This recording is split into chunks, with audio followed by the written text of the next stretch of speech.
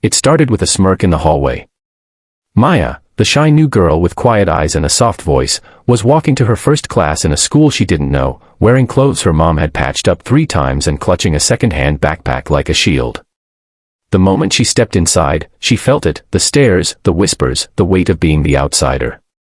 She didn't know that by the end of the semester, she would be the reason the school's most popular boys were suspended and sued. Maya had transferred mid-year, after her family moved due to her father's job loss. She was smart, painfully shy, and had spent most of her life blending into the background. She didn't expect much. All she wanted was peace. But at Crestwood High, the popular boys had a different plan. It started with fake kindness. Brandon, the charming senior football player, began talking to her. At first, it was confusing. Maya didn't understand why someone like him would even notice her, much less compliment her. He'd show up in class just to hand her small notes or offer to carry her books.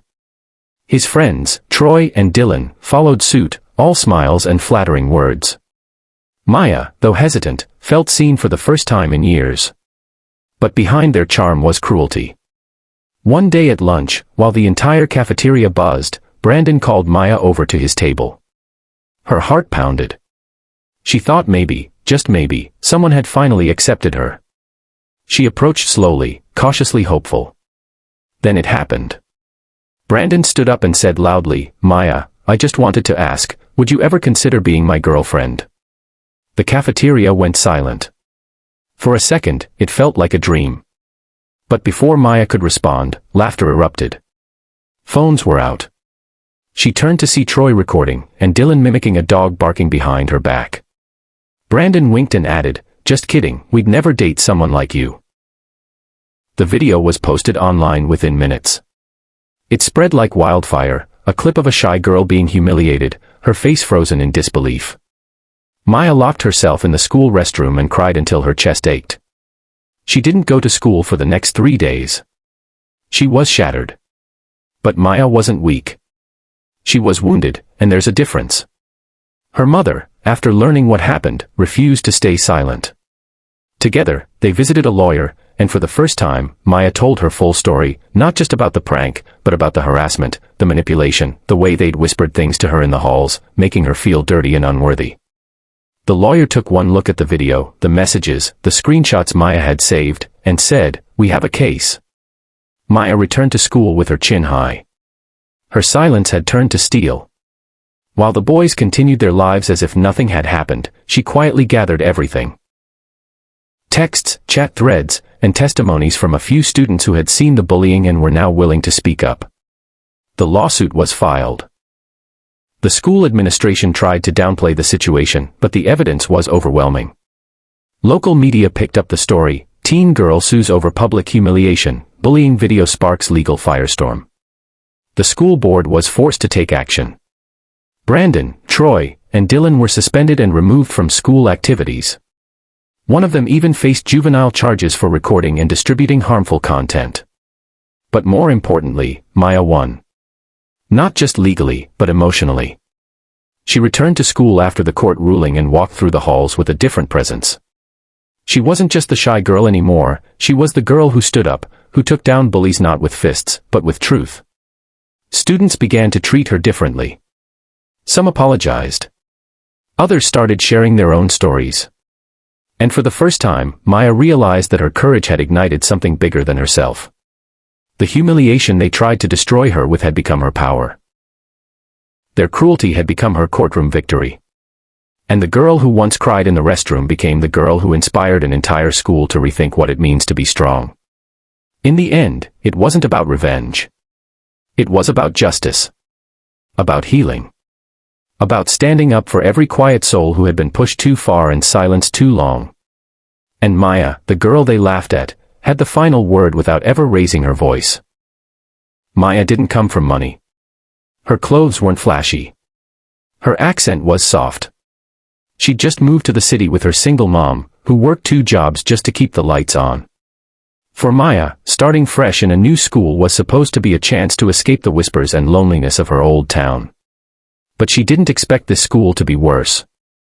On her 3rd day, the popular boys in the senior class took notice of her. Not because they wanted to be kind, but because they saw a new target.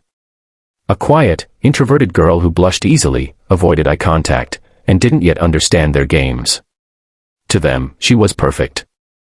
An easy setup for their cruel amusement. Tyler, the ringleader, was used to getting laughs from cruel jokes. He made a bet with his friends that he could get Maya to fall for him, just enough to crush her in front of everyone. She's quiet. Probably never had a boyfriend, he said. I'll make her think she's special. For the next 2 weeks, Tyler played the role of a charming prince. He complimented her hair, sat near her at lunch, even walked her halfway home one evening. Maya, though hesitant, began to believe he was different. He made her feel visible, like someone finally saw her. She started smiling again. Laughing. Believing. Then came Friday. At the crowded school assembly, Tyler stood up in front of everyone.